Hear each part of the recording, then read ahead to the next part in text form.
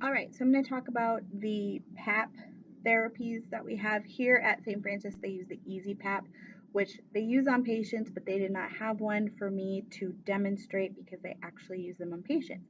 They didn't have one in the lab for me to use. But I know that you guys have probably seen them. They don't use AccuPap as far as I know. They use the Easy PAP.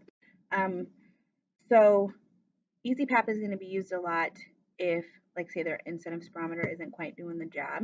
They might bump them up to an Easy PAP. So what I'm going to do is check my chart, make sure I have the right doctor's orders, figure out how many times the doctor wants to have them do this for their therapy, as in how many breaths they want them to take with the Easy PAP. Also get some vitals, check their heart rate, respiratory rate, maybe a blood pressure, kind of find out what's going on with them.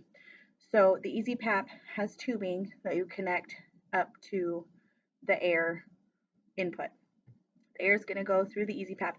There's a little gauge on top that'll have you with how much pressure against them it's going to have. Hopefully the doctor will have a set one to start with. There may be a generalized setting also for a hospital, and then you can kind of vary it as far as how the patient's doing.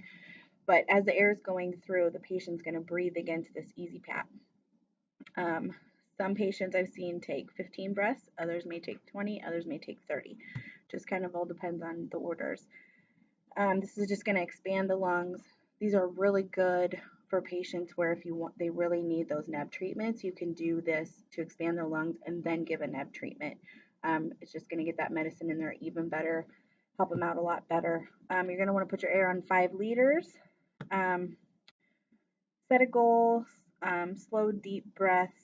They can obviously take breaks if needed, but it would be good if they would take all of their breaths at one time to get the therapy over with.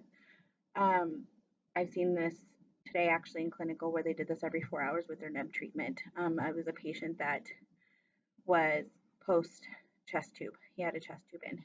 So this was ordered for him to do to help keep his lungs healthy, do some lung exercises.